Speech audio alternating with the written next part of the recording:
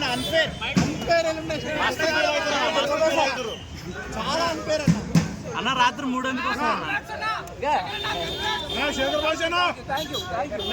మా రూమ్కి వచ్చి కాస్త ఊరిచ్చింది, తాగేసిన ఖాళీ బాటిల్ అక్కడ పెట్టింది.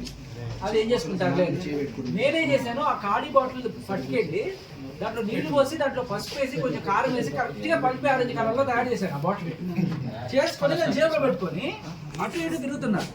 ఆదిత్య అటు ఇటు తిరుగుతూ ఏంటి జేబులో ఏమైనా కొట్టేసావా అన్నాడు. ఎవరికి చెప్పవు కదా అన్నాడు. చెప్పాలంటే ఇట్లా తీసి చూపించారు. వాడు వేరే క్లాన్, మాది వేరే క్లాన్, తీసి చూపించారు. పల్పి ఆరెంజ్ మీకు ఎక్కడది, మీకు లేవు కదా పల్పి ఆరెంజ్, మాకు కదా పల్పి ఆరెంజ్ అంటే చెప్పద్దు నేను ఫ్రెండ్ కదా ప్లీజ్ ప్లీజ్ అంటే నేను చెప్పేస్తాను ప్లీజ్ ప్లీజ్ ప్లీజ్ అంటే సరే కాసేపు కామ్గా ఉన్నాను. నేను మెల్లగా పోయి ఫ్రిడ్జ్లో పెట్టుకుంటే ఈ లోపల పక్కడికి వెళ్ళిపోయి చెప్పేసాను. నేను అదే ఎక్స్పెక్ట్ చేశాను, ఎందుకంటే దొంగ పల్పి ఆరెంజ్ కదా తాగితే నోరు కాలిపోద్ది.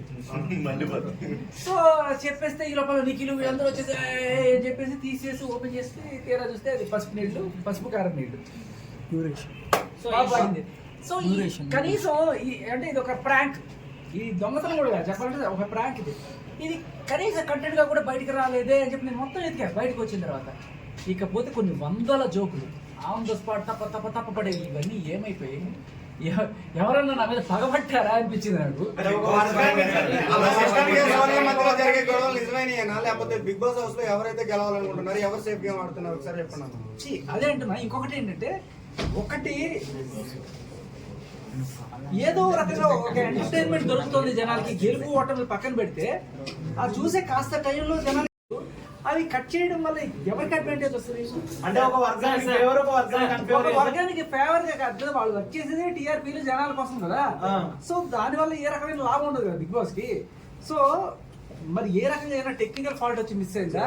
ఒకసారి ఫాల్ట్ వస్తుంది కానీ ప్రతిసారి ఫాల్ట్ రాదు కదన్నా. అదే నాకు ఆశ్చర్యం వేసింది.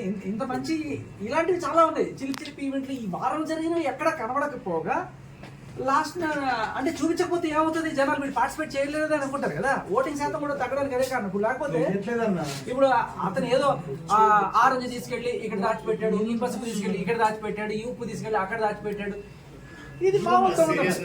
కానీ దిస్ ఈస్ ఎ ప్రాంక్ అని చక్కగా మసిపూసి మారేడుకాయ చేసి వాళ్ళ చేత కారం చూసి తాగించడం అంటే నాకు మంచిగా అనిపించింది. ఇది ఇలాంటివి రాకపోవడానికి ఏంటి కారణం అని నాకు ఇప్పటికీ అర్థం కావట్లేదు.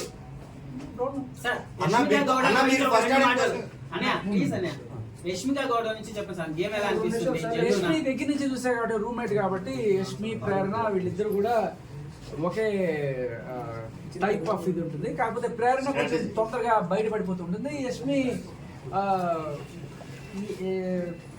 ఏదో రకంగా చిన్న చిన్న వాటికి కూడా గొడవ చేయడము, లేకపోతే తొండి ఆడినా సరే ఏదో రకంగా మనం గెలవాలి అనేది ఉంటుంది. అండ్ కొంచెం హార్ష్గా మాట్లాడుతూ ఉంటుంది. తప్పు మందం తెలిసినా కూడా గట్టిగా చేయడం, ఇదే గేమ్ స్టార్ట్ చేయడం.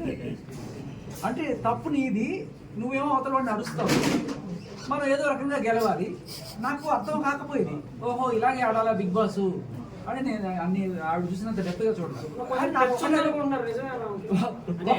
ఒక శోభా శెట్టి లేదా రతికతో పోలుస్తున్నారు, అంత నెగిటివిటీ ఉందన్నమాట బయట. సో అలాంటి అప్పుడప్పుడు కోపం వచ్చింది. నేను ఒకసారి అబ్బాయి కూడా చెప్పాం, లేదు నువ్వు చేసేది కరెక్ట్ కాదని కూడా ఇద్దరం చెప్పాము. కానీ మాకే ఆవిడ సుధులు చెప్పేది, లేదు మీ మొక్కలకి ఏం తెలుసు, గేమ్ ఇట్లాగే ఆడాలి బిగ్ బాస్ లో అంటే అవునేమో ఇట్లాగే ఆడతారేమో బిగ్ బాస్. కానీ నాకు ఒక డౌట్ అయితే కొడుతుండేది, సరే నువ్వు ఇలా ఆడి గేమ్ అయితే గెలుస్తావు, అక్కడ జనాల్లో బ్యాడ్ అయిపోతావు కదా. ఎన్నాళ్ళు నువ్వు చీఫ్ నుంచి తప్పుకొని బయటకి ఎలిమినేషన్కి వచ్చావంటే జనాలు ఇట్లా పేక మీద కాలేసి తొక్కేస్తారు కదా. సో నేను అదే చెప్పాను, నువ్వు గెలుచుకోవాల్సింది గేమ్లు కాదు జనాల గుండెలు, నువ్వు ఫస్ట్ అది ఆలోచించి అందరికీ అదే చెప్పేవాడిని. ఈ సెకండ్ నువ్వు పక్క టీం మీద గెలిచాను అని చెప్పి హే అంటావు, ఏదో కాస్త ఫుటేజ్ కోసం ఇట్లా ఓదారు పేతడు ఏమన్నా చేయొచ్చు. బట్ జనాలు కదా నువ్వు గెలవాల్సింది.